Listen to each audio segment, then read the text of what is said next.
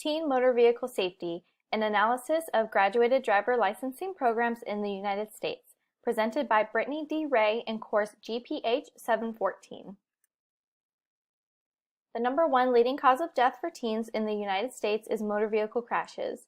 The Centers for Disease Control and Prevention, or CDC, states that graduated driver licensing, commonly referred as GDL programs, help combat the high crash prevalence among teen drivers by allowing them to attain driving experience under low-risk conditions. GDL programs generally operate around 3 stages of driving. The first stage entails fully supervised driving, followed by a transitional stage that allows driving with restrictions, and then finishing off with an unrestricted driving period. GDL programs and guidelines differ from state to state, but commonly follow a similar outline. The program targets adolescents generally in the age range of 16 through 19 years because statistics have shown that this age group is 3 times more likely to be involved in fatal crashes versus older drivers.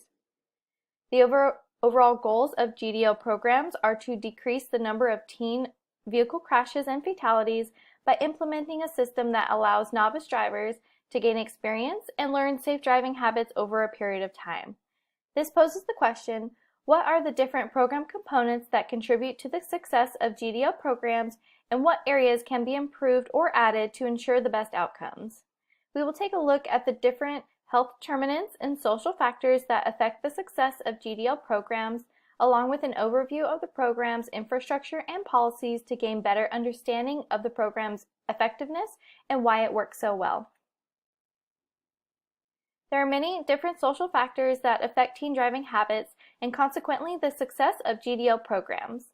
Some of the most dangerous factors include the use of cell phones while driving, along with the distraction of friends and other teens in the car. The use of cell phones, including phone calls, reading text messages, and internet use, all add to teen driver inattention. 38.4% of young adults also reported having been distracted by a passenger, with talking and yelling being the most common distraction. Additionally, the CDC reports in 2014 the traffic fatality rate was 2 times higher in males aged 16 through 19 than females of the same age.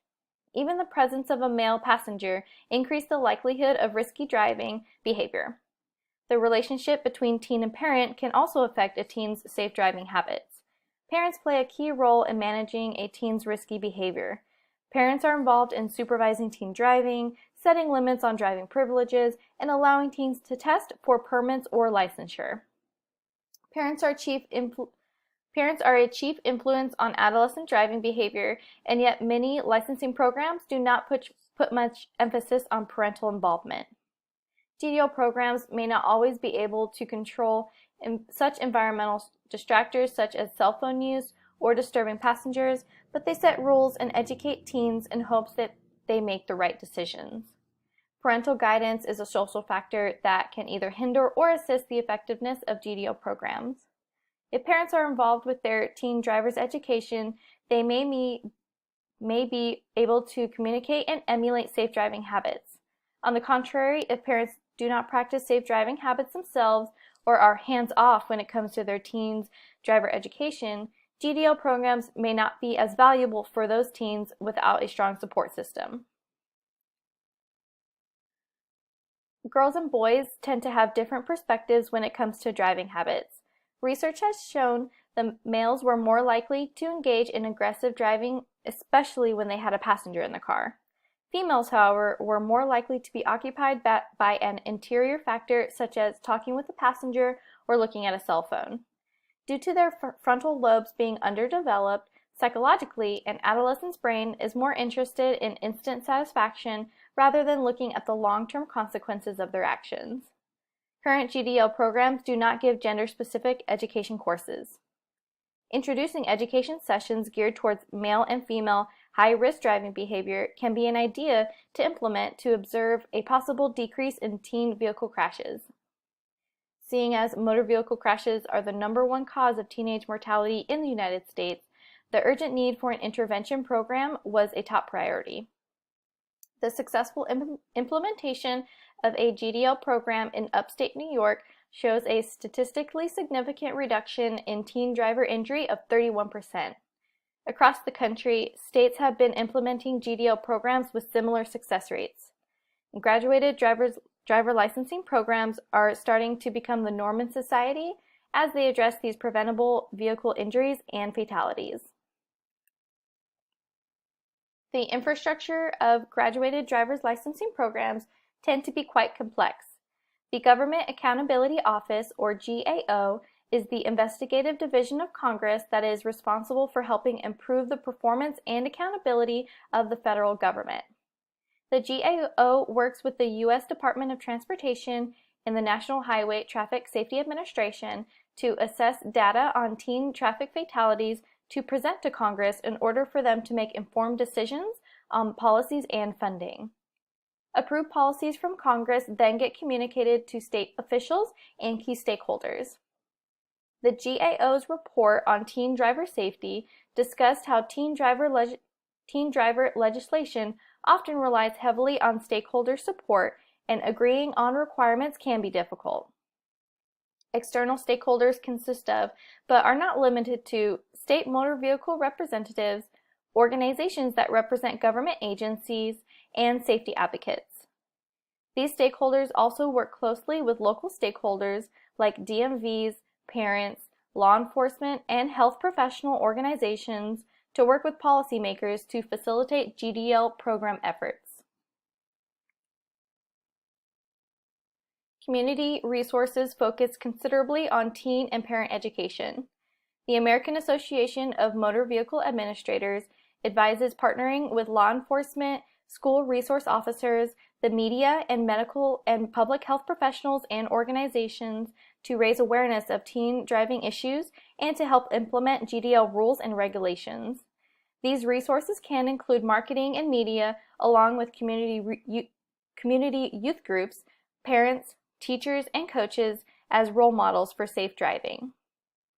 Funding for GDL programs can come from a variety of places. Many states may apply for federal grants to aid in program implementation or partner with key stakeholders or organizations to help fund program interventions.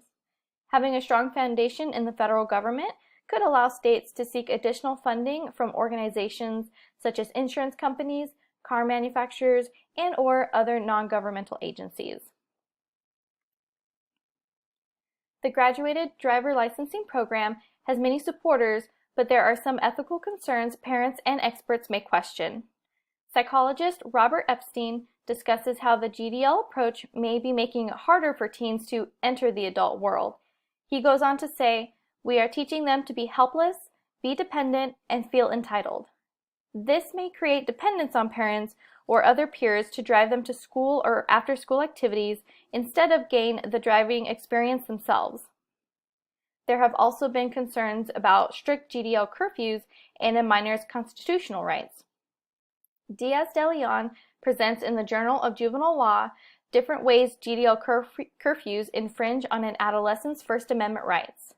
Not only does the First Amendment include freedom of speech, expression, and religion, but also the freedom of movement. The curfew restrictions enforced by GDL programs restrict a teen's movement, so to speak, but in turn may hinder them in practicing from freedom of speech or expression.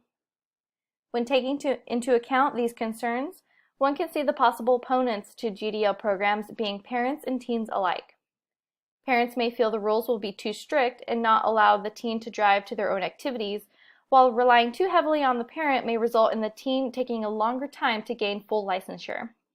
It may pose more of an immediate inconvenience for the parent and teen, rather than causing them to see the long-term benefits of a more experienced and safer teen driver.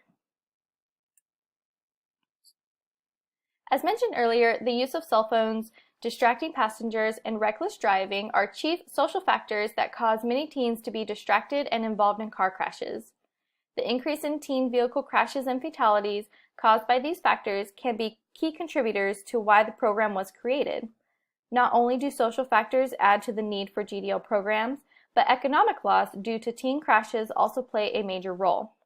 In 2010, CDC reported in a one-year period, medical care and productivity loss totaled $80 billion due to car accidents.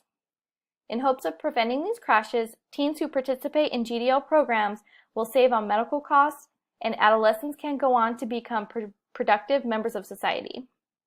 In addition, policymakers are some of the biggest players when talking about program implementation. Although evidence-based research is used by legislature to identify the need for teen driving restrictions, Hinchcliffe et al. Argues that many policymakers in different states or jurisdictions oppose many GDL restrictions and states there should be more transparency in the policymaking process. Considering all the different factors involved when developing and marketing these programs, much emphasis was put on statistics and social factors. In the CDC Graduated Driver Licensing Planning Guide, communication and marketing strategies that frame evidence-based solutions with statistics are used to appeal to parents and teens and stakeholders to gain program acceptance and participation. There are different methods to consider when attempting to obtain community buy-in and for the target population to stand behind graduated driver licensing programs. The approach that I feel would be the most impactful would be using components of the ecological model. The ecological model can address multiple areas when marketing the program, including intrapersonal and interpersonal factors. To first engage the adolescents, I would implement school-based assemblies geared towards educating the teens about common teen vehicle crash and fatality statistics, while also sharing personal stories from those who have been involved in crashes themselves. This action will help fulfill the intrapersonal level of the ecological model and touch on the teens' knowledge, attitudes, and skills when it comes to driving. Schneider mentions that teens are significantly affected by the pressures of their peers, so I feel that educating fellow teens on the dangers and importance of safe driving will allow them to influence their peers in a more positive way.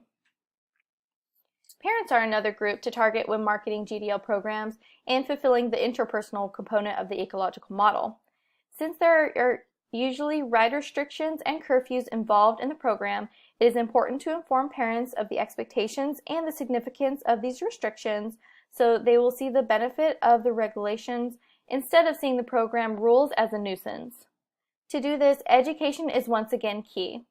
Promoting the program through commercials and newscasts can be a helpful way to reach a large population of parents while also sharing with them the top risky behaviors teens take while driving. Once parents perceive the risk to be substantial, they will be more likely to accept GDL programs and follow up with the rules and regulations that are established. Graduated driver licensing programs have proven to be successful in reducing the number of teen vehicle crashes and fatalities among teen drivers. GDL programs allow teen drivers to gain experience driving while controlling for hazardous situations and high-risk conditions. It is apparent that cell phone use while driving is one of the most dangerous distractions on the road, especially for an adolescent. Seeing as teen motor vehicle accidents were rapidly rising, preventing these crashes became a public health priority. With funding from the federal government, states, and stakeholders, GDL programs have many supporters and opportunities to be funded. This type of infrastructure allows programs to become more sustainable rather than having all funding support come from one entity. The immediate effects of implementing GDL programs are notably the lives saved from preventing teen motor vehicle crashes. Additionally, it allows teens to learn and practice driving in controlled situations until they are experienced enough for full driving privileges. Short-term effects of GDL programs also benefit financially. With less car crashes and medical expenses from individuals, money saved can be allocated for other important health needs in the community. The short-term benefits of the program seem to greatly outweigh the negative short-term effects of inconvenient curfew times or restricted passenger laws. Lasting benefits of GDL programs can include decreased adult motor vehicle crashes when those teens reach adulthood, although more research needs to be done in this area. Further research also must be done to see the effects on future generations and if driving habits can be passed down in hopes of preventing future teen deaths and injuries. One can speculate the negative long-term effects that GDL programs can have on teens, such as those detrimental psychological concerns mentioned by Epstein. The program is easily translated into various types of communities. It was created to be a standard for communities with little discriminations while allowing adjustments where states see fit. GDO programs have been implemented in some capacity in all states in the U.S., including Washington, D.C., and have had great success in saving adolescents from preventable accidents. Overall, graduated driver licensing programs have become the standard when it comes to teaching teens about safe driving in the U.S. The compelling decline in teen motor vehicle accidents have continued to show that the program has made a difference in this widespread public health crisis.